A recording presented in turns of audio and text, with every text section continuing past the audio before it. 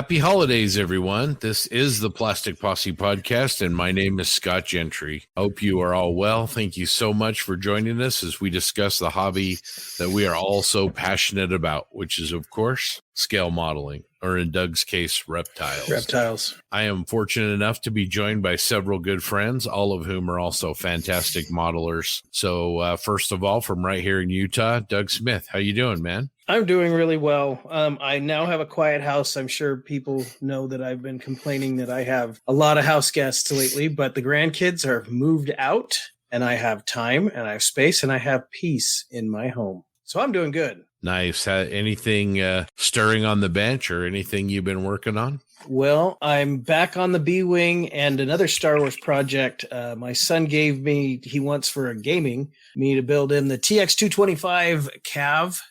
The armored assault tank from, did you see in Rogue One on Jeddah? He picked one of those up and I'm going to try to bang that out. It's mostly paint work. I mean, it's styrene, but the hull came assembled. It was just a couple of seam eliminations and paint. So I've got it primed and ready to go. Nice. So that sounds good. Hopefully the peace and quiet will help fuel your modeling over the holidays at least a little bit. It's going to be good. From Virginia, the one and only TJ Howler. TJ, what's going on with you? Not a whole lot. Just got back from my first of many trips to North Carolina last night. It was miserable, so I got that going for me. It's hasn't stopped me from working at the bench, though. I didn't bring anything with me when I was gone. I was gone Tuesday through Thursday, and I'll go back Monday next week. But next week, I'm not going to bring stuff with me. I'm in a hotel for the time being. I don't know how I'm going to model in a hotel like our buddy Martin does. I don't know how he does it, but I'll try. In the meantime, I've been working on my Oscar, the Machine and Krieger hover droid thing. I don't really know what it is, what you would really call it. It's a robot of some variety. Since it was Friday and I was off, I worked on it pretty much all day with a couple of short breaks to play some video games while my kids were at school and my wife was at work. So that's what I got going on.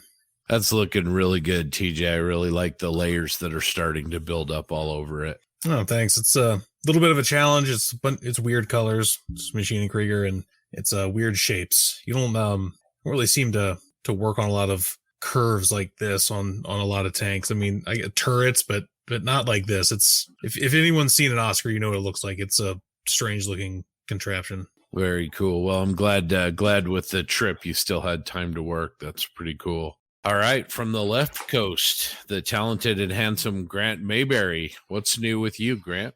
Well, first of all, you need to get your eyes checked. Second of all, not much. I've been working on a Machine Krieger kit also. Started working on my entry for Nationals, a SAF suit, just like the legendary Ivan. Mine's going to have both arms, though, so I don't want to copy somebody else. So did get the periscope. I raised it up a little bit, like somebody said, so it's a little different. I've seen that in a couple of Machine and Krieger books, and I thought that was really a cool look, and so that'll be fun. I've got a couple of other small things finishing up that I wanted to clean up before the new year, but that's about it. Getting ready for a week or 2 weeks off, so that's going to get me some model time. And after a short trip next week, I'm home, and then we're off to model land, hopefully. Awesome. Unfortunately, we are missing a couple of people tonight. JB's in Georgia attending an event with Zach and Jackson that looks like a lot of fun. Probably hear about that in the next episode. But he sends his best to everybody. And Ivan is having technical difficulties. So we hope that he'll be able to join us a little bit later. But right now, it's not looking too great. We do also have a guest with us tonight in the Jim Bates guest chair from just over the hill from me, a good friend of the posse and also one of our Patreon Deputy Marshals, Josh Buck. What's up, Josh? Hey, Scott. Hey, guys. Thanks for having me on. Yeah, no problem. So what have you been up to lately? What models have you been working on? I've been doing a lot of World War I history lately. Finished up a piece, so I took a break and dug out a project I've been wanting to work on for a while. I don't know if you guys are familiar with BattleTech, but it's a big catapult mech from the BattleTech sci-fi universe. It's pretty cool. 3D printed that and finally stuck it together. And that's about it. Yeah, the fall's the busiest time of year for me for work, so it's finally starting to wind down, and hopefully I can start getting some more time in at the bench. Yeah, you just finished a really nice piece that I really like. Tell us about that mortar that you did. Yeah, that was a World War I mortar from Vargas Models. They do 3D prints of kind of different stuff. He's been at Nationals the last couple of years, and in Vegas, I picked one up and decided to dig it out and go for it. And it was cool. It was just a World War I trench mortar that was successful for the Germans. So they decided to keep making a bigger and bigger version until they got to this 38 centimeter monstrosity that, from what I understand, didn't last too long. They just kind of fell apart after a couple rounds of firing. But it was a fun project. I tried a lot of new techniques, which was a lot of fun. I really like the way you based that, especially the text that you put, on the side of it. Tell us a little bit about how you were able to do that. Yeah, so I don't throw anything away. So I had a huge pile of offcuts of different wood and stuff in my garage, and it's just a piece of MDF I cut out into a circle and then painted it up. I looked up what different types of font they used in Germany around that time, early 1900s, and did some research to find out where it was deployed and cut out a stencil on my silhouette and it painted it on and then did all the groundwork on top of it.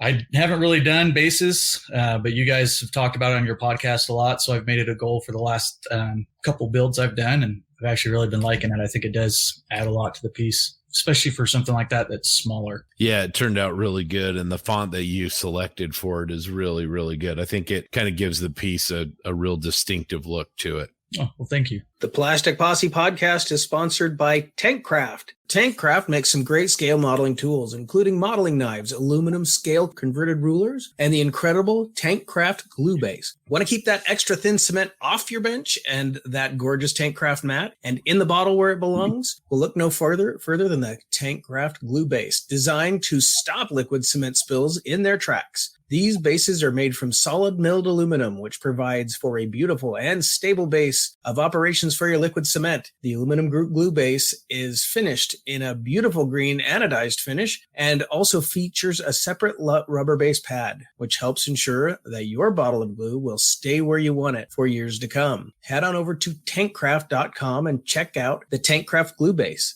And while you're there, check out their high-quality line of cutting mats and any other unique modeling tool. Don't forget, Posse fans can get 15% off their first order by using the code POSSE15. So head on over to Tankcraft right now. That's TANKRAFT.com. The Triple P Mag Group build is sponsored by Bases by Bill. Bases by Bill specializes in making beautifully crafted wooden custom display solutions for scale models. Built by modelers for modelers, these premium quality display cases and innovative base designs are available in just about any model and size. Their custom size display bases ranging from 4 to 30 inches provide the perfect foundation for dioramas or vignettes. And remember, if you don't see what you need, just ask. Chances are they can customize the perfect solution for you. Check out basesbybill.com and see their custom display products for busts and figures. Use the code POSSE at checkout to apply a 15% listener discount to your order. Bases by Bill for all your model display needs. And we'll take a quick update on the aforementioned Mac Group build. I actually just posted in there myself a couple of pictures from the Oscar that I was talking about a couple minutes ago. Besides that, we also have my friend Eric just posted a picture of his Stingray that he's going to do. He said he had started a Stingray years ago and kind of fell out of modeling for a little bit, but now he wants to get back into it. He's hoping to get the Stingray done. I talked him into it when we went to MarauderCon. So he's a good modeler, so it's going to be pretty sweet. And then our friend Cliff Herring is slow but steady, crushing that Mark 44. Just like I told him before, don't change a damn thing, Cliff. You're knocking it out of the park, man. And some other highlights are Matt, also known as Sprue Cutter Models, is doing a Mel that he's got all detailed up. So I'm looking forward to that getting ready to start. And that's pretty much been the highlights for the last couple of days. Love those Easter eggs in Cliff's build. That's been a lot of fun seeing the little touches that he's adding into the end of that build. So. All right, now it's time to interview our guest host, Josh Buck. He's made a brief appearance on the Posse a few episodes ago in a roundtable talking about the Salt Lake IPMS show that a bunch of us attended. But we're going to talk to him in a little bit more depth tonight. So, Josh, let's start out with just sort of your background. Where are you from and kind of how did you get into scale modeling? I got into modeling like most people. My parents really pushed me into child pageants. I didn't really take off like I wanted to, didn't end up in Paris or anything like that. But really, I mean, like most people, my grandfather was a Navy pilot. He was with the Navy for 34 years. if I remember right. Might have been a little bit longer. But he was really into it, and I always really loved history. And modeling is a pretty solitary hobby, which clicked with me really well. So it's something I've done on and off pretty much my whole life. When I got into grad school, I found it was a really good stress relief. So I got into it really good there and kind of been doing it ever since. You know, when we've talked about your grandfather, he flew a really wide array of aircraft, you know, a lot of really cool and unique aircraft. Can you tell us a little bit about that? Yeah, no, it was kind of interesting time period. He joined the Navy in 42, and he started flying B-24 Liberators out of England on submarine patrols. And then when he retired, he was flying jet bombers off of a nuclear-powered aircraft carrier. So it's pretty cool to be, I would imagine, to be part of that transition. So he flew a lot of aircraft in between there. He did a lot of flying boats. So he flew the Catalina, he flew the Mariner, he flew the Mars, he flew the Trader. I'd have to go back and look at a list. At one point, I'd like to build an example of every aircraft he flew. And the last one he flew was the Sky Warrior. And on that one, he had a pretty rough carrier landing, hurt his back. And after that, he moved into, I think chief machinist is where he retired. So he was doing maintenance on the aircraft, on the aircraft carrier.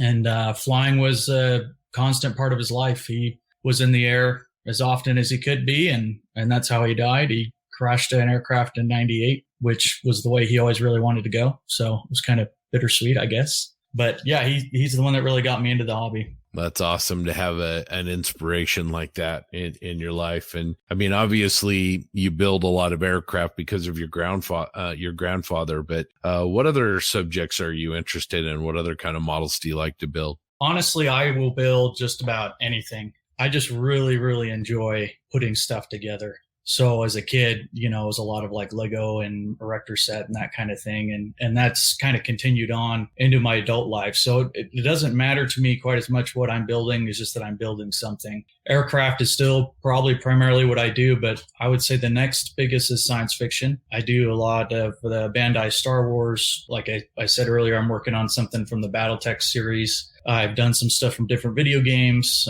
from Fallout. Yeah, and then recently joined the Great Basin Amps chapter. So I'm starting to get into armor. I did a 148 Tiger in the Posse online group build, and that was a lot of fun. So it got me more interested in that. I picked up a bunch more armor kits, and I'm playing around with a Mang Whippet right now. That's kind of my amps build. But yeah, I mean, I don't think there's anything that I wouldn't give a shot at building or haven't tried to build. Some of the questions that we like to ask our guests here are best build to date, magnum opus. But let's start with one we've talked about in the past. What do you think? You know, when did things click in for you? What was your level up build? You know, when did you feel like your hobby maybe started taking it a little bit more seriously? That's a good question. I would say probably when I got my first airbrush. I picked up an Italeri Stuka bomber from a hobby shop when I was on vacation, and in there they had some fine scale modeler. So I picked up an issue of fine scale modeler, and that started to open up the hobby for me a little bit. Logic should have kicked in because there's hobby shops and stuff everywhere. But for a lot of times I felt like I was the only weirdo in the basement doing this kind of stuff. And so I saw a magazine filled with people that were doing that kind of stuff. And it was kind of inspiring. And there were a couple of articles about airbrushing. So I picked up an airbrush and had some mishaps along the way figuring that out. But when I used that airbrush and saw the finish you could get with that and the Stuka, I still have it.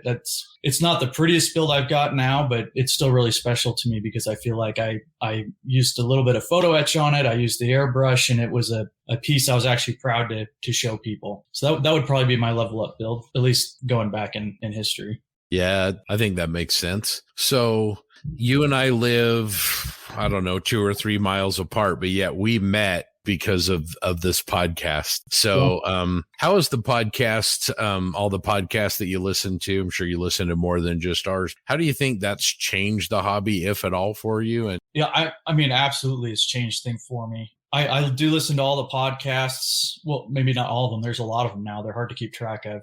But you guys were always the first on my list, and you still are. But it took, at least for me, it's a hobby that's always been very isolating, and that's what drew me to it at first. but it's taken something that's really isolating and it's made me feel not alone when I'm at the bench. And that's how it really started, is I could put on the podcast and listen to you guys talk. And it really felt like there were a bunch of other dudes sitting in the basement with me, just talking as I built a model. And that was unexpected and something I really came to enjoy. And it's kind of weird because it feels like you get to know people that you're a complete stranger to.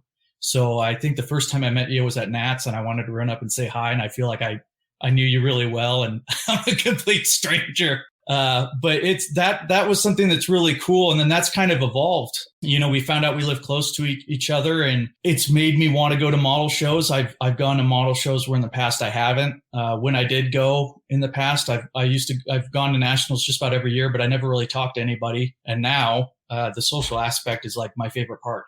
So it's really gotten me out of my comfort zone socially. I've met a lot of people. I've made a lot of friends. I share stuff that I'm building online on Facebook that I've never done before. And it's brought a whole new aspect of the hobby to me that I never really expected to experience. And I've come to really, really enjoy.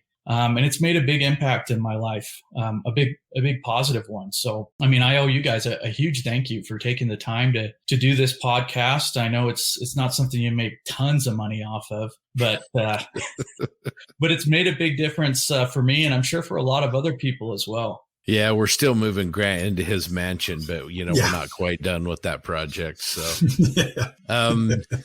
I can see you squirming in the seat a little bit, so we'll ask you one more question, and then we'll turn the heat lamps off of you. But that's all right. We ask almost all of our guests, this question. Before you retire from the hobby and they get the golf clubs out permanently, what's that magnum opus project that you'd like to do? That one, it could be any scale, any size, any scope. What's that big project that would kind of cap your career off? So I love that you guys asked that question to everyone that's on the show, but I hate that you ask it to me, because every time you ask it, an idea pops in my head and be like, yeah, that's what I would do. So I have like 5. I don't know if I have like an ambiguous top 5. I don't know if I could pick one. If I would, one that I would really like to do and finish is when I first started to get back into the hobby, I was just kind of buying anything that looked cool. The bigger, the better. I think a lot of us have probably been there. And I picked up a Dora railway gun by Hobby Boss. And if you're familiar with that, it's this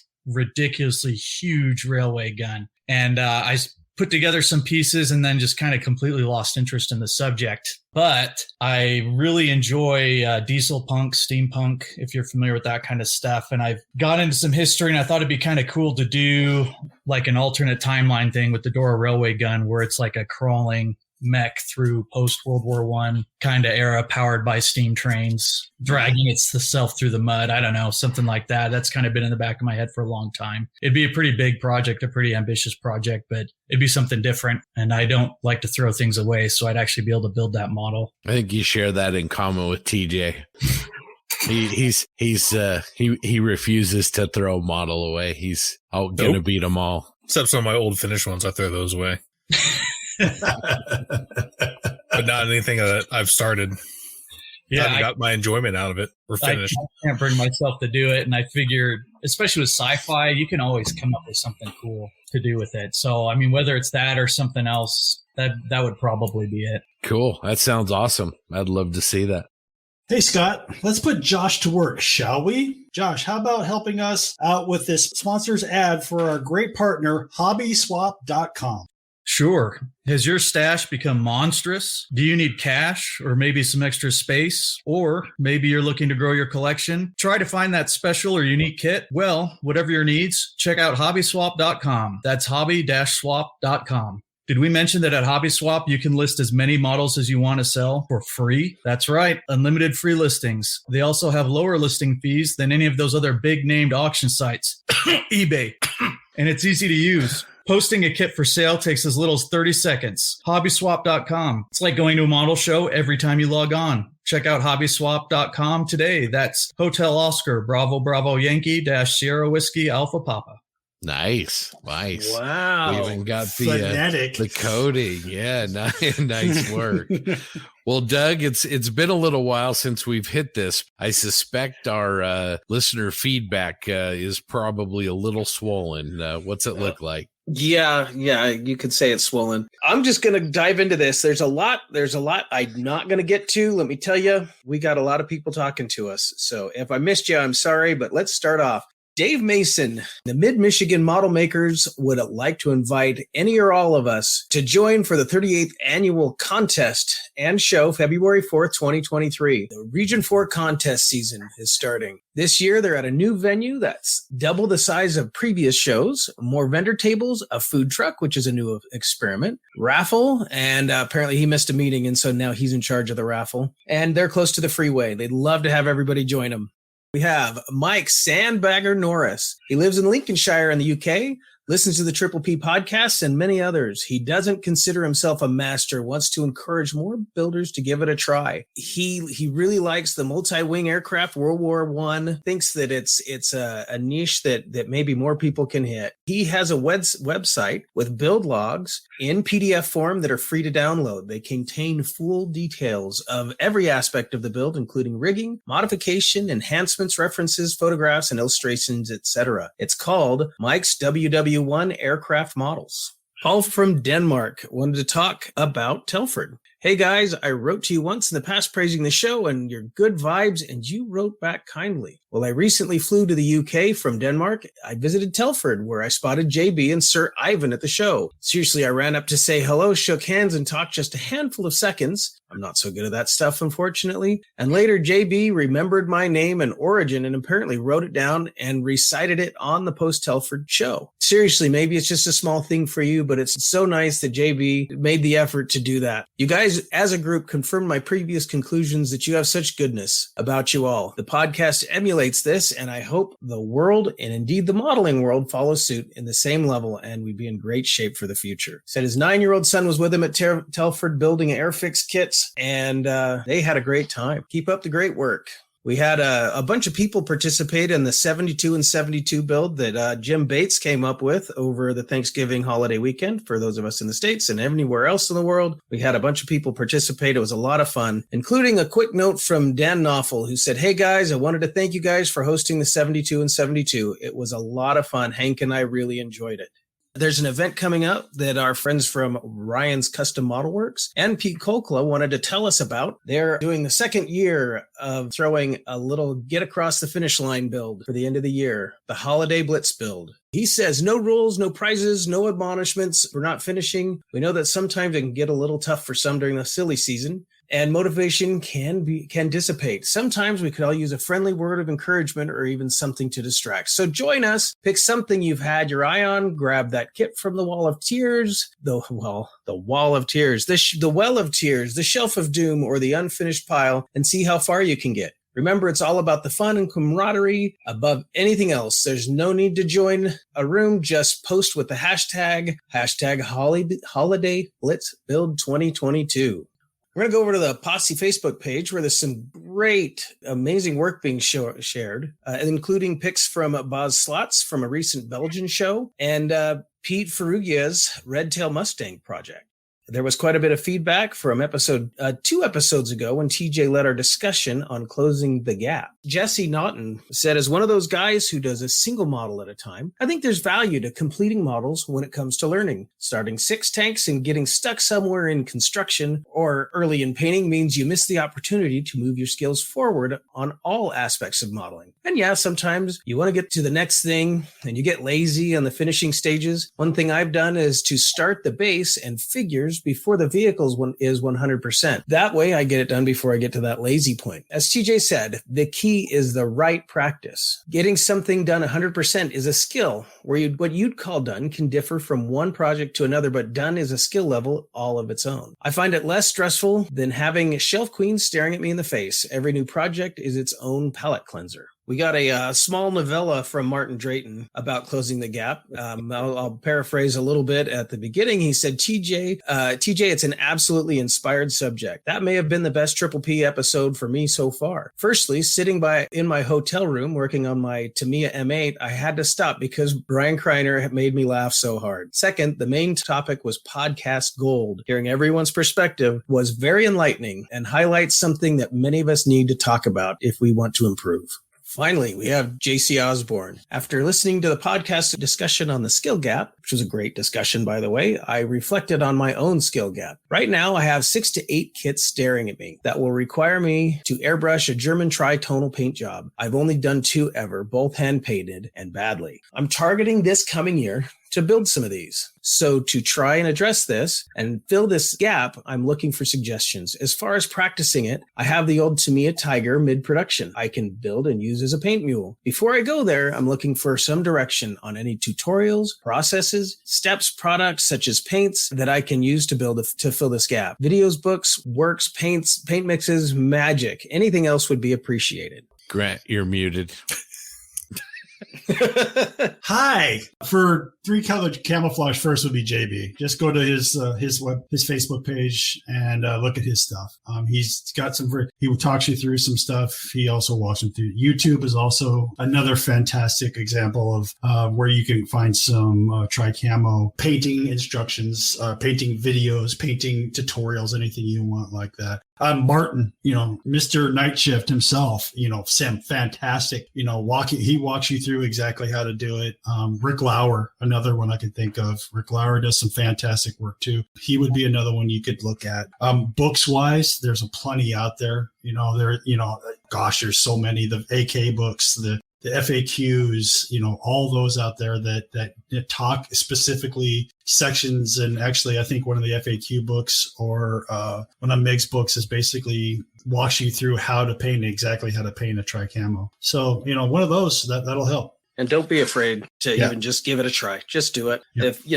If you have problems on one, you've got more. It's better to try and be a little disappointed and get the experience and build towards getting something better in the future than to not try at all. That's a great point, Doug. I just JC's a friend of ours, and I'd point you back to John Bonani as well, to JB, and do some slammer builds. Go to Burbank's House of Hobbies or, one of the shops you like to go to and grab 2 or 3 of those Tamiya 48 scale armor kits and just slam some. I think like we've said in the past here, sometimes getting a project done and not necessarily making contest winners, but finishing it will sort of get you going and put you in a pattern where you'll start to complete projects and get you moving. So that's my advice.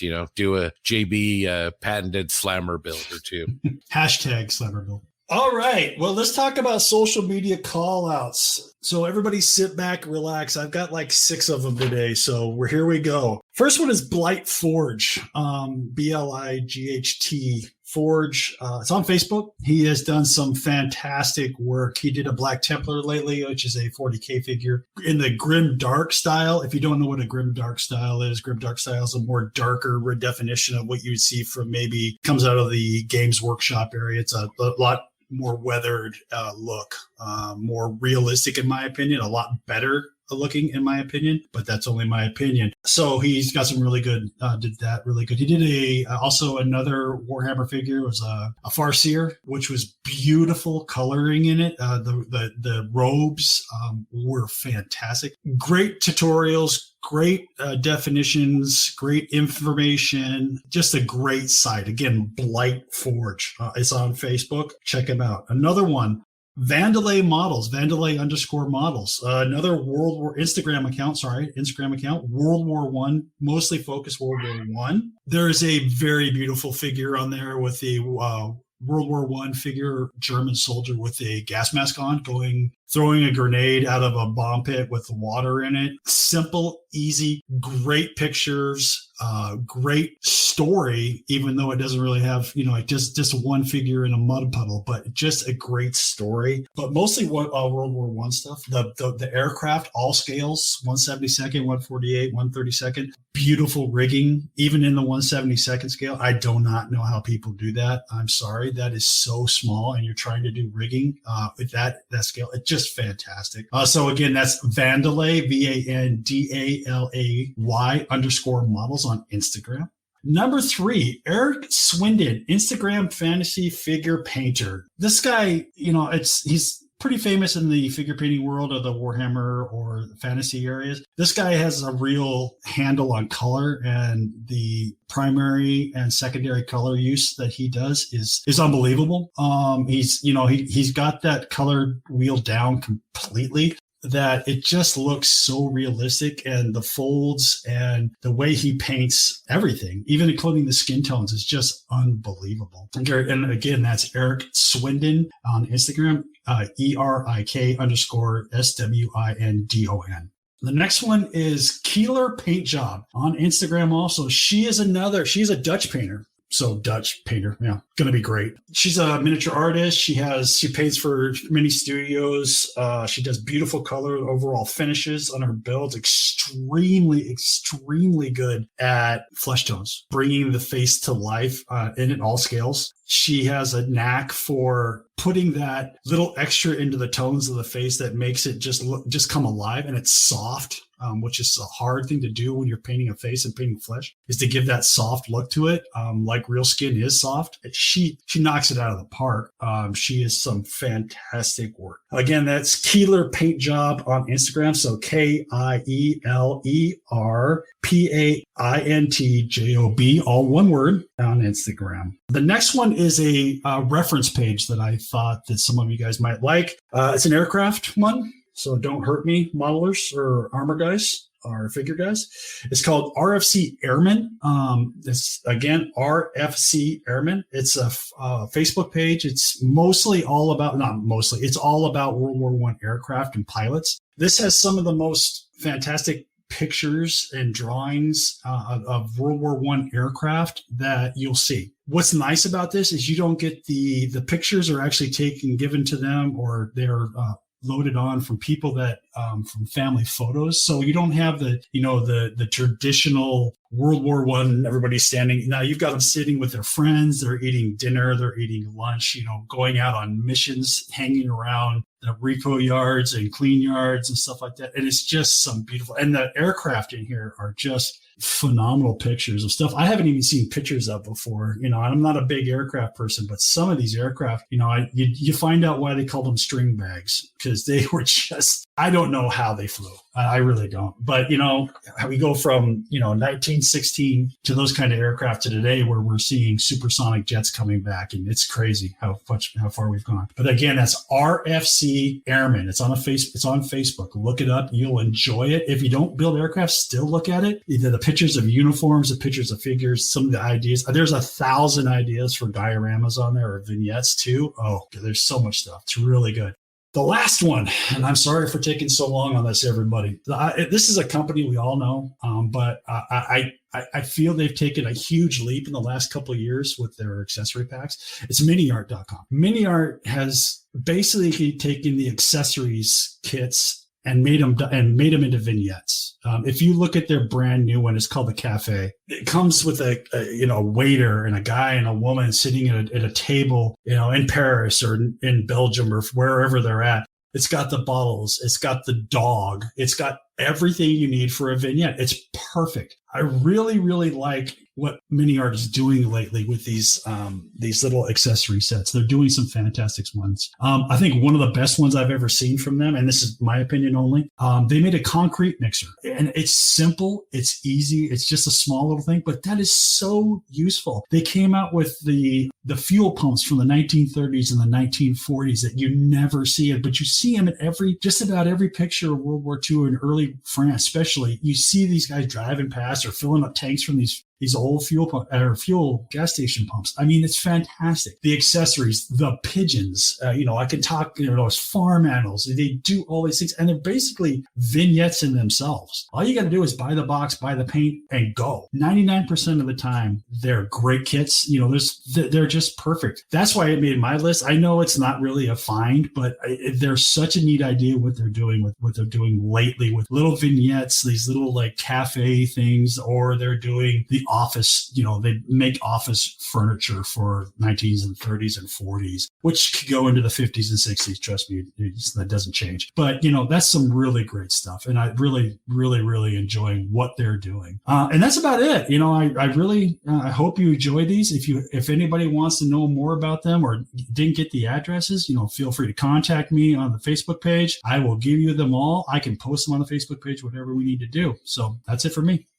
It's time to send a shout out to the Posse Outriders, listeners who support the Posse by becoming Patreon contributors. If you would like to support the Triple P and become a Plastic Posse Outrider, go to our Patreon page, www.patreon.com/Plastic Posse Podcast, and set a recurring donation there. This helps us offset the cost of bringing you the Triple P. There are 3 different tiers of support, starting at just $1 a month. So we're going to start with our amazing Deputy Marshals. We appreciate your support more than you know. Strap in. Chris Lovewell, Andrew Callis, Rick Cooper, Ethan Nodmill, Bruce the Model Noob, Steve Baker, Eric Daglish, Joe Porche, Graham Pearson, Patrick Brown, Steve Schaefer, Jay Kidd, Paul Burdett, Brandon Gentry, Robert Klein, Mark Ewing, Ted Kawahara, nailed it, Josh Orr, John Bryan, Scale Model Hanger, Toadman, Model Doc, Doug Reed, Greg James, Les, Ricala, B Cult 1911, the one and only John Everett, Josh Buck, oh, that name sounds familiar, Black Rifle Model Works, Thomas Baniak, Mark Bradley, Zach Pease, Joel Munson, Eric Brubaker, Jeremy Moore, DB Scale Model Studios, Matt Johnson, Jared Cal, Jeremy Ellett, Mike Talley, Previous Seat, Mediocre Middle-Aged Miler, Dan Novel, and Jesse Osborne. Bravo. Well done. Wow, impressive. Next, we have our excellent Posse Foreman, Jeremy, Cliff, Rick, Eric, Mike, Alex, Benjamin, Craig, Papa Steve, Logan, Red Beach 1, MD Models, the voice of Bob, JV, Pete, Toby, Matthew, Matters of Scale, Damian, Kieran, Cody, Papa Mike Charlie, Tim, Forest Ghost 73, Nuke Man Mike, Greg, JAK, AK Armor, Ash, Irish Pat, Paul, iBones Models, Mr. Grizz, Jackson, Chris, Lee, Jamie, and Steve. Lastly, we have our Posse Outriders, including Jared, Pete, Rob, and 9 others. And also, we're asking our Posse members for a favor. Please consider going on over and posting a review of the Triple P on the podcast platform you use to listen to us, or even on Facebook. Each 5-star review will help other modelers find us at the Plastic Posse. Now it's time for a discussion point. During the holiday season, it's natural time to take a look back at 2022, the year in the rearview mirror. And it's also a good time to take a look at what we are looking forward to in 2023. So what we have for discussion group today is let's talk about how many projects did we finish in 2022 and which one represents the highest point for each of you personally and why. I'm going to start off with Scott. All right. Well, how many projects did I finish? I think not very many, probably 3 or 4. I got, I got that little 72nd scale T-28. I got a Y-Wing. I got an M10 tank destroyer for our Sherman group build. And oh man, I'm running out of them. So not very many. Hopefully we're working on an average and TJ can balance me out a little bit here.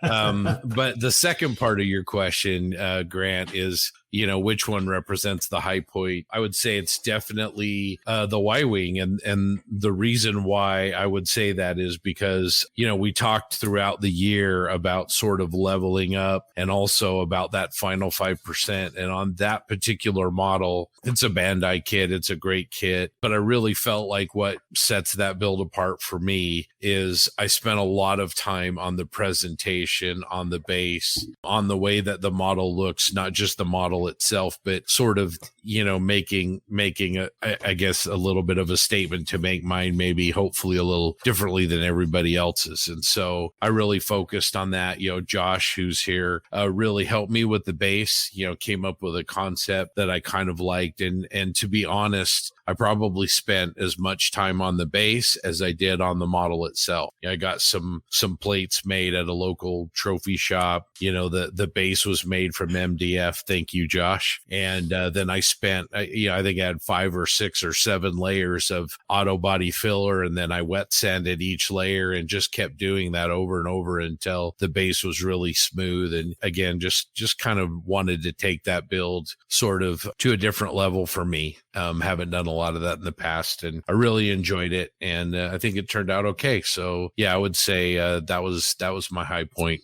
for 2022. Yeah, that your Y-Wing was beautiful. Well, thank you. You're welcome. And you did some great work. I mean, I really enjoyed it. Next, Doug, what about you? This was an interesting year for me because I did very little of what I normally do. I always make a big deal of the fact that I don't build armor, but I did 7 pieces of armor this year. The Sherman for the group build for Nats, and 4, 5, 6 of the 48 scale Tamiya kits. Also got roped into 3D printing this year, and I printed and painted 6 or 7 busts. Nothing fancy, mostly fantasy stuff. I mean, I did a couple Lord of the Rings things and a couple Star Wars things and stuff like that. I did do a TIE fighter recently, and trying to think if there was anything else. That makes 14 projects finished this year. And that doesn't count my practice busts and things like that. As far as the best thing I did, the Tamiya 148 scale M10 Achilles, not even close to a contest winner, but for me it was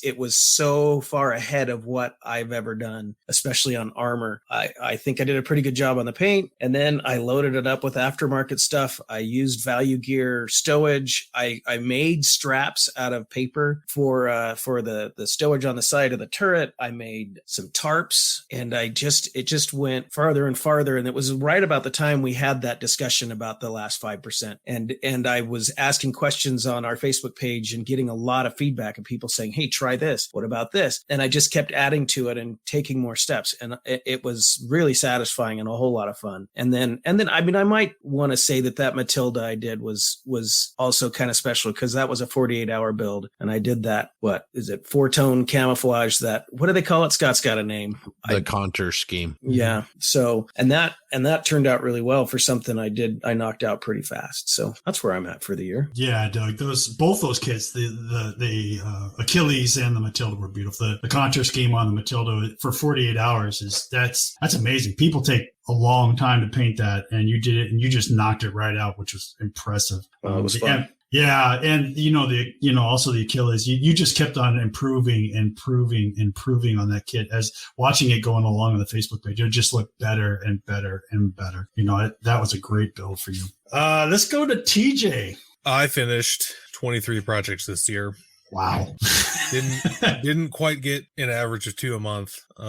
Maybe I might finish the Oscar before the end of the year. Maybe not. Like Doug, it was an interesting year for me as well. My breakdown would be 13 figures, 6 Machine & Krieger subjects, 1 Star Wars subject, 2 armor subjects, and 1 airplane. Wow. This is a balance of work that I've never produced before, and I'm working on my 7th Machine & Krieger kit this year, so hopefully I can finish it. It was an interesting year, to say the least. Yeah, I don't know. I just felt like doing figures, so I did.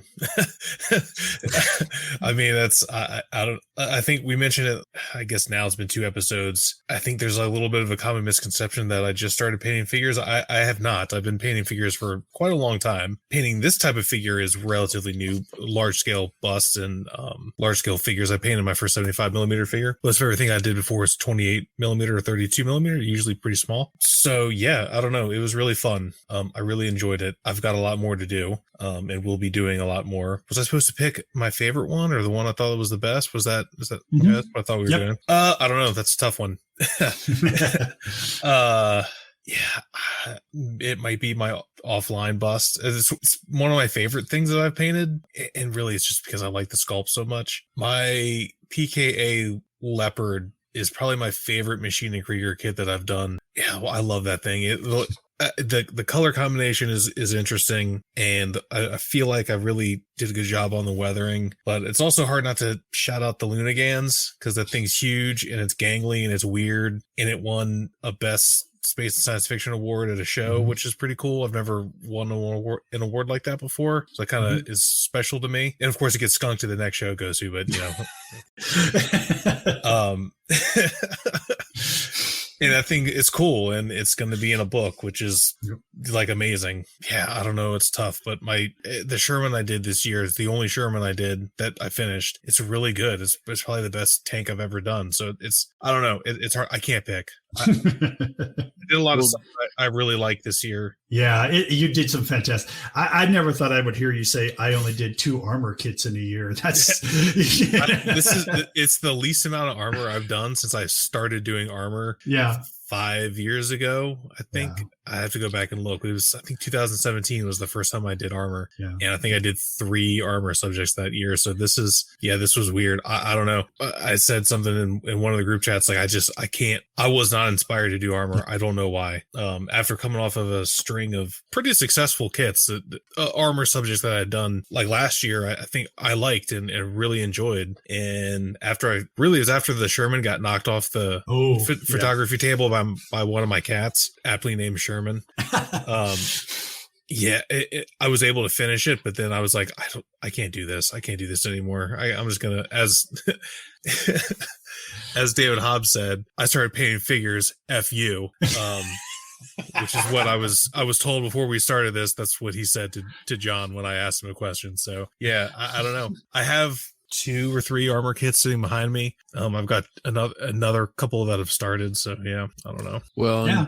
Kudos to you to doing an aircraft. That little yak turned out really, really nice. Thanks. That was all around. Everything it's like you and Doug switched spots there for a year. It's kind of crazy. Doug was, crazy armor guy, and then and he sci-fi, and you turned into the sci-fi figure guy, and Doug went to armor. So it's great. Josh, what about you? Well, I didn't build 23, but I did 4 traditional kits. So I did a aircraft, I did an armor, I did a 3D printed figure, large scale figure, and then I did the World War I mortar piece. And in the past, I average around 2 a year. So it was actually a really good year for me. And then if you want to count them, those little 1 to 144th Bandai Star Wars kits, I ended up doing 10 of those this year. Wow. That actually was huge because it had been a long time since I'd actually finished something. And I got one of those out and I did it and I weathered it. And then I just, I don't know what happened. I just did more. It was cool. It was a kind of a nice way to reset a funk I'd been in for a while. So yeah, if you want to count those, then I ended up with 13 this year. So it was really good productive year for me. Yeah, it was a model. So I'm counting it. So that's 13. So which one was your favorite? Yeah, that's a hard question. I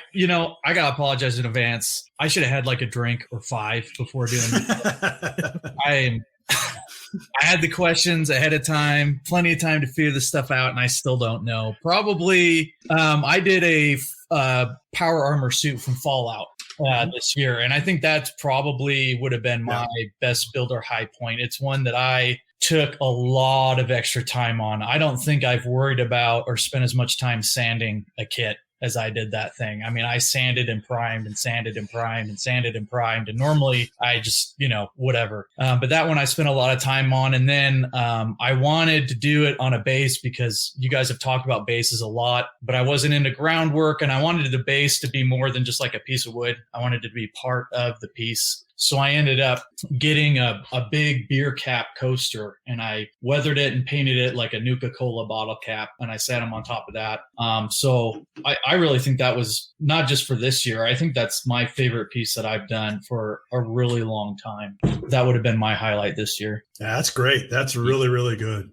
I'd echo that as well, having seen, most of your work and, that particular piece. The presentation was just, your creativity, not just on the model, which you printed and, you customized, but then to also come up with the great Nuka-Cola bottle cap is fantastic. And, the wear and tear, everything you put into it. And it was, recognized at a show pretty well. So I'd agree with you. I think that was your best piece. And it was awesome to see you go through the process of putting that together. Thanks. So, no, I really appreciate that. Well, Grant, I think somebody hasn't gone yet. So. Well, I did the unlucky 13 this year. So mostly figures. 9 figures, 8 figures, a couple busts, a Kuba wagon, converted Kuba wagon, a Jeep, carrier Jeep, and few odds and ends here and there. So I ended up with 13, which is not bad. I mean, it could have been more, but happy with what I turned out. Favorite project of the year. I'm going to have to say my Thanos bust. I really, really like that one. It never won anything though, but that's okay. The Thanos bust for me, I really liked how the skin tones came out in blue and purple, came out really well. I was really happy with that. I was very, very happy with the way the eyes came out. The eyes really, I think, catch that kit. So I really think that was probably my best build this year. So I really like that one kit a lot. I did some smaller figures that I really enjoyed, but overall, I think that bust was really my best thing for this last year. I agree. That bust lives at my house. It's really unbelievable, Grant. Also, you did some work earlier on that your 48 and 48 build, that truck that you customized. That was a really terrific build too, I thought. Yeah, that was a fun little bit. The 48 and 48 is always a fun build because you got that timeline. And it seems like, I mean, with us, it seems like those always turn out so well. Like, so you look at, TJ, your Tiger, your Russian truck, that turned out great. That was beautiful. And you did that in 48 hours. You look at Doug's Centaur Camouflage Matilda, another one that turned out great in 48 hours. So, we've been very lucky with those. And, we've had some really good 48-hour builds. And, everybody, you Scott, JB, Ivan, his T-34-85, that was a great little build, with water in 48 hours too. So, as long as you didn't look at that one side where the track was messed up, it was good. Ivan, he was ready to chuck it within the first hour. And this kid is overrated. And by the end, he was like, oh, that kid is flawless. I got to get more of them.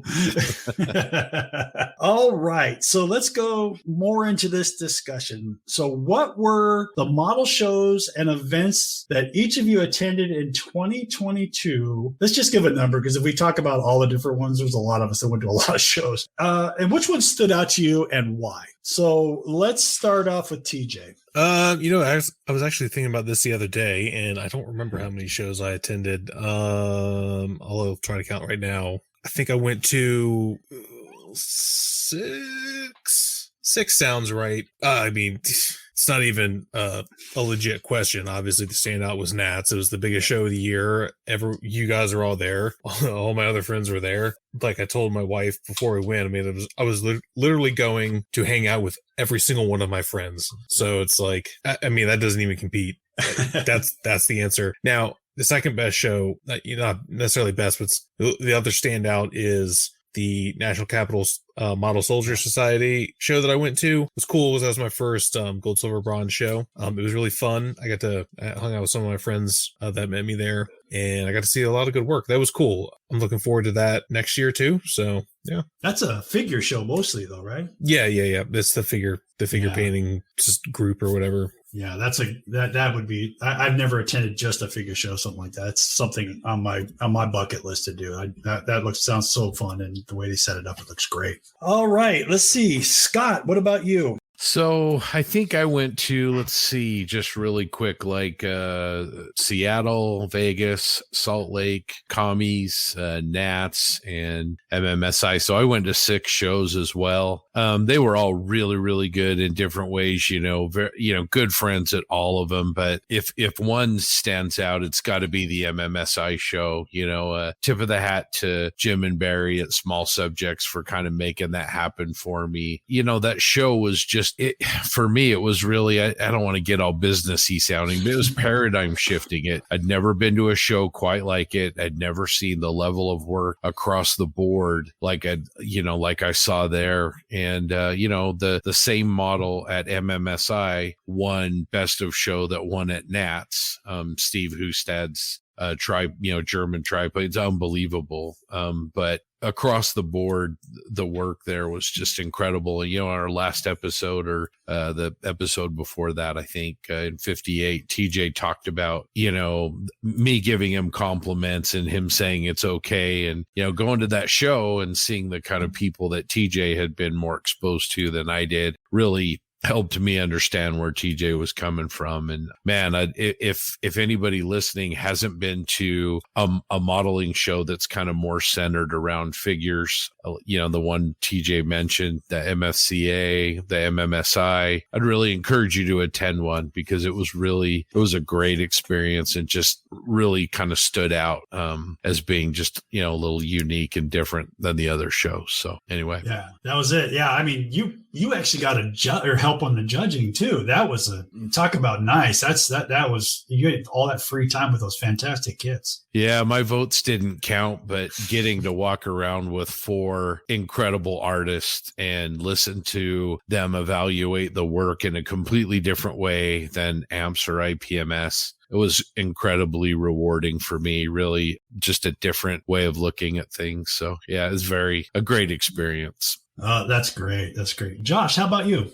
I went to 2 nationals and my local IPMS show, the Salt Lake show. They were both great. I think for me, Nats is always just awesome because it's a big experience. But I think that my favorite of the 2 actually this year was the Salt Lake show. And it was more not the show itself, but the social events surrounding the show, if that makes sense. So I got to meet a lot of really cool people, put faces to names that I've seen their work online, and just really we spent the whole weekend together. Scott put together a really cool itinerary, and just to spend a weekend with people that had the same interests and that were really talented modelers, just made it a really cool experience, to the point where I'm looking for other model shows to go to, which if you had told me that a year ago, I would have had some different words to say, but that's not something I'd have any interest in doing whatsoever. But it really was a kind of a shift. I was like, wow, this stuff can actually be fun. Yeah. So the Salt Lake show for me, I think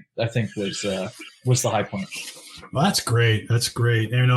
It's some, those local shows like that, when you can see and talk to people that are in your area is very, very important. And you get to see that person and, hey, you're just right down the road. I can talk to you anytime, or, and that's always fun, because then you can make, time to meet and all that kind of stuff. So that's always a positive. It's a very positive. Well, so, we've all been trained by JB. Yeah. JB is like, I told him one of these days he's probably going to be like doing like Caribbean cruises for scale modelers. He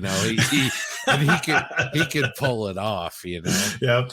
Yeah, we're all going to be Princess Cruise Lines, like, going to Jamaica and making models. That's right. Well, Grant, I'm interested in your answer to this question, because, you're from Southern California and, just full of unbelievable modelers and unbelievable modeling clubs down that way. So, looking forward to hearing what your highlights of 2022 were. Well, I did 14 shows this year. So that's my highest I've ever done. So I've never done anything close to that. Usually I'm around 6 or 7. I don't know what happened this year, but I did 14. I actually counted them and I was like, oh my gosh. So favorites, nationals. TJ is right. I got to see all you guys again, get in person. We had a great time going to, dinners and, seeing Ivan for the first time, meeting, at the tables, and we had a great time with everybody. It was so fun just to hang out with you guys. And it really always is. That hands down for me, that's the favorite. Commie Fest was fun for me. And that was the first time. That was a spur of the moment for me too, as you remember, Scott. That was there was a local show I was going to go to up north in San Francisco area, Fresno area, actually. Yeah. And they canceled that show right before I was going to get, like a week before, and I was talking to you and I was like, I don't know. And you're like, well, just come out here and go to Commie Fest. And I'm like, yeah. So I went and got a plane ticket real quick and I flew out, and that was the first time I met all of you guys. Well, not all of you except for TJ and Ivan, but most of you guys face to face. And that was fun. We had a great time. Or TJ, you were there. I'm sorry. Yeah. Because we were talking. I'm sorry, TJ. Yeah. Because the lady couldn't believe you came all the way from Washington, D.C. to be in their hobby show. And I met Brian and all of you guys. It was so great. The only person I didn't meet on that trip was Ivan, and I met him in Nationals. That was a fun time. The local California shows, Orange Con for me. Orange Con here is a big show. You get to see everybody, and fantastic modelers all the time. It was just great. But it was a big year for me. So I do not want to do that next year. But I looked at what I've got planned, and it looks like I am. So it's going to be fun.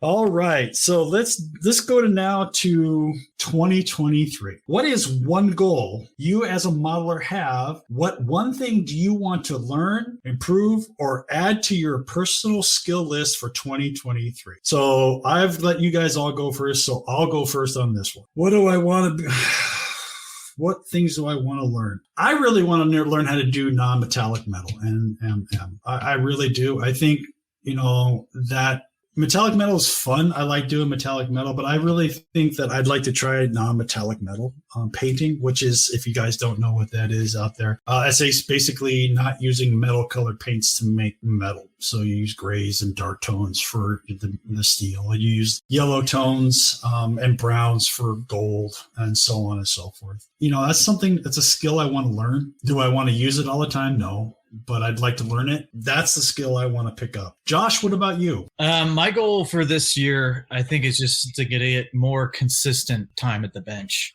Yeah. A lot of times I'll go in spurts where I'll be pretty good about it, and then I just, for whatever reason, might have a pretty long period where I don't touch anything. And you guys have had this discussion a lot about closing the gap or getting better and what you can do, and it's been mentioned a lot that practice really does make a difference, and I've seen that.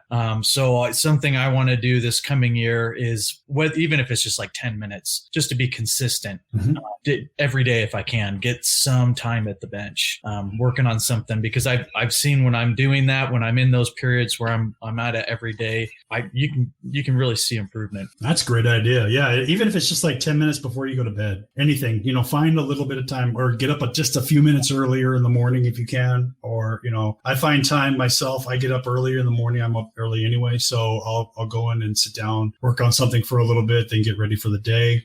Sometimes I do it at night instead. But yeah, that's a great goal. What about you, TJ?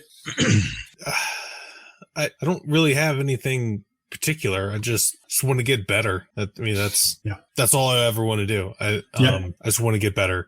There's no, like last year I felt like, or I guess last year going into this year, I felt like, I did a bust the previous year. So I'm like, I want to get better at skin tone. Well, I still do. So I want to continue to do that. Yeah, that's pretty much it. I just want to get better. I want to be as good as I can be. And then when I get there, I want to be better than that. That's all I want to do. Hopefully I have the time to do it. I'll be, my work schedule will be funky for the next at least 3 months. So that's going to kill a little bit of my productivity this year, but hopefully I can find some time. Yeah, I really like that. I want to get better than I want to get better than that. That's perfect. That's great. That's a great goal. Really is. If you think about it, that's fantastic. Scott, what about you? I really admire all of you guys, and I've been fortunate to not only be your friends, but to see your work and see your work in person, all of you. When I look at what my goals are, I kind of sort of do that. Well, I'd like to do more projects, and I think what I really want to do is be more like TJ, as far as, and not the way that he paints and not the way that he finishes a lot of models, but he doesn't take any from these projects. And what I mean by that is I get in my own way. I find reasons not to go to the bench. I find reasons, if my bench is messy, I don't go down and model. If I don't have a lot of time, I don't go down, and if I see a new technique that I'm not sure of, I don't do it. And so, TJ, he has this sort of look, I'm just going to do it. And, he tells me that just do it. You just got to do it. Josh, same thing, Josh, when he 3D printed that figure from Fallout, he literally kind of, just took an idea and made it happen. He found a way to display it. He found a way to 3D print it and customize it, and it wasn't a clear path. It wasn't opening a Bandai kit and just doing it. He just, but he didn't take no for an answer. Grant, same thing with you. You'll get an idea and you'll see somebody do something and then you just do it. And so if I could have one goal, I don't know what you'd call it, but maybe be a little bit more disciplined or maybe a little bit more fearless and just do it, just get it done. If you fail, I'll go to MRS and get another one and try it again. I need to get out of my own way and just do it. Yeah. So that's my goal. I completely understand this, Scott. Sometimes I'm my worst own enemy. I mean, I really am. I mean, I bury myself in reference material, and that's kind of why I went to the Warhammer figures and painting figures, because I can't get lost in that.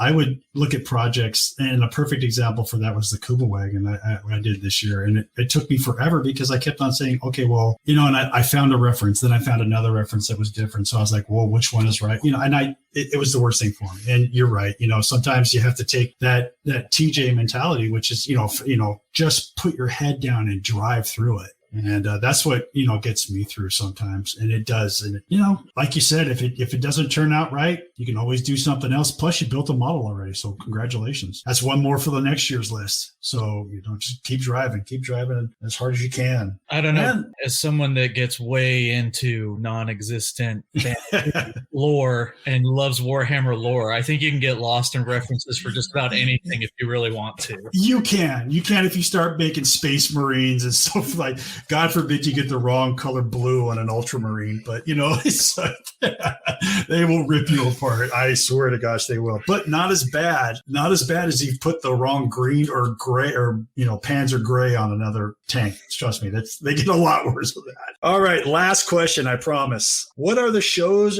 or events you plan on attending in 2023, and which one are you looking most forward? All right, Scott, you're up. Well, we're going to go to Jim Bates show in Seattle in February, and we're going to go over to Colorado to Commies Fest again in March, and then obviously IPMS Nationals in August. Right. So those three are for sure. I'm hoping to go to MMSI again. Not sure if that will happen. And then the show that I'd really like to attend that I haven't in the past is Wonderfest in Kentucky. And as a sci-fi guy, it's something that I've really wanted to do for years. There's a little bit of travel involved. If I could attend one of those, I think that would be really, really great. So yeah, for me, those would be the shows that I have. Someday I'd like to, do what JB did, recently and head overseas. But for right now, those are the shows that are on my radar. That's great. Yeah, Wonderfest would be fun. I always see the pictures from that. And you have guys like Jason Eaton there who are fantastic Star Wars modelers and do everything from scratch. And it's, all these guys are fantastic.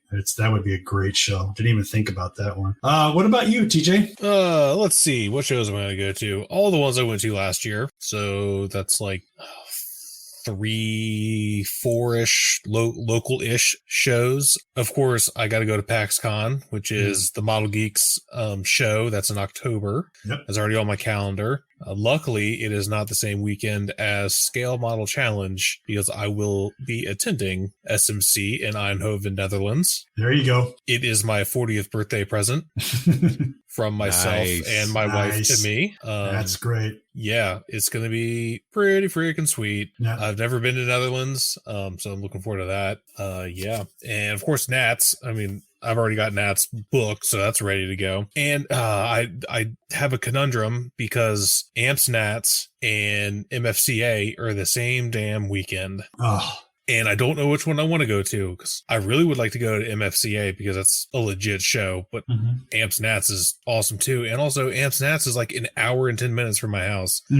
MFC is a little bit further. It's in Philly. It's not that far. It's a couple hours by car, but yeah, I don't know. I don't know what I'm going to do. I know Jackson wants to go to AMPS Nats. I want to go to AMPS Nats, but I really, really want to go to MFCA. I think I'm pretty sure Barry's going to be there and a bunch of other super good figure painters. Yeah. So yeah, I don't know, but yeah, that's my calendar. It's funny you should say that because they were asked about what shows we're going to attend because the other day I was at work. I didn't have a lot to do. So I was like, I'm going to go add stuff on our shared family calendar. And I get a text message from my 11-year-old daughter while she's in school. She's like, what are you doing? I'm like, I'm adding stuff to our calendar so mom knows what I have planned. It's distracting me. It's making my watch go off. I'm like, no, I'm sorry. Ignore it. Man, that decision you have there. I mean, You're going to win either way. I mean, AMPS Nationals would be fantastic, and MFCA I think would be fantastic. So maybe just pick a short straw, and then whatever you hit this year, you skip, and next year hit the other one. Well, between you, me, and the fence post here, I'm leaning more towards MFCA. Yeah. MFCA is legit, man. It's super legit, and my wife wants to go, which would be cool. Yeah.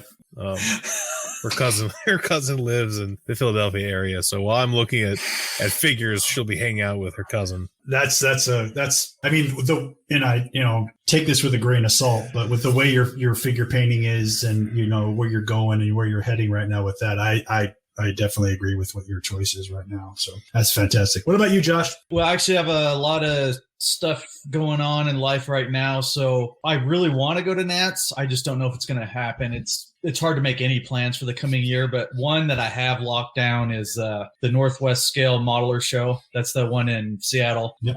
That's one that I've been really interested in to see what the display-only show is like, and it's in a really awesome location. So I am planning on driving up to that one in February. Past that, I'd love to go to more. I just have no idea. Yep. Well, it's going to be a great show up in Seattle. It's going to be fun. For me, let's see. I've already got plans. Like we said, I'm going to Seattle. First time up there. I grew up in Seattle, right outside of Seattle, so it's kind of homecoming for me. I haven't been up there in a long time. See Jim Bates. That'll be fun. And heading to the couple of the local hobby stores is going to be a blast. Of course, San Diego, another great show early in the year. Commie Fest. Can't wait for that. That's already locked down. Nationals. Another one. I really, really, really want to go to ReaperCon in Texas again later on in the year, which is a fantastic figure show run by Reaper Paints. And I would like to go to SMC really bad up in the Netherlands. That would be fun. And I'd like to, and that's one of those ones I want to do, but I also want to do Telford.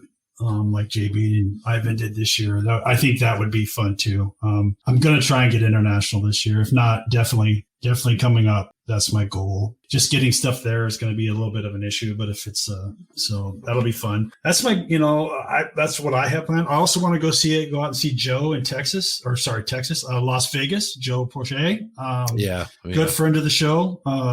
Great guy, puts on a great show. They have a good little group out there in Texas, that's the second time in Vegas. So, and I like the way that Joe and his group has every organization in the city helping out, judging their own area. So we're talking about Gundam groups judging Gundam, car groups, judging cars, AMPS groups, and IPMS doing aircraft and armor. It's just the way they run that show is very, very good. It's a good little show to go to. If you're in the area, you definitely look that show up. You will enjoy it. Scott was there last year. JB was there last year. It was a really good show. But that's it for me. And I want to bring up since I have everybody's attention, I'd like to say, hey, you know what? Out there in listener land, what were your favorite shows in 2022?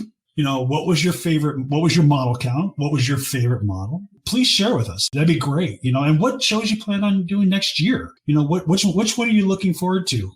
Are you looking forward to Nationals? You're looking forward to Commie Fest? Are you looking to AMPS Nationals? What are you looking for? You're looking for, what are you looking forward to? Our international listeners too. Hey, give us, tell us what you're looking forward to. We'd like to hear about your shows over there or wherever you're at. That's give us an idea. That'd be great. That's really going to be fun. So, like I said, what was your show count for this year? What was your favorite model for this year? How many did you do? And then next year, what do you plan on going to? What's your favorite show and why? That's what we're asking. All right. Well, thanks, Grant. That was a great discussion topic. And it's always good at the end of the year to kind of take stock of where you've come from, but also kind of what you have planned, moving into the future. I want to thank everybody for listening and for joining us for episode 60. It's kind of hard to believe we've already got 60 of these things in the books. It's pretty amazing. This will be our final podcast for 2022, but we will return, of course, with season 4 of the Triple P starting in January. Remember to check out our interactive Facebook group page, the Plastic Posse. As we mentioned earlier, some of the guys have started an end of the year group build called the Holiday Blitz build. And so feel free to check out their progress and jump in with them. It's pretty easy going group build, and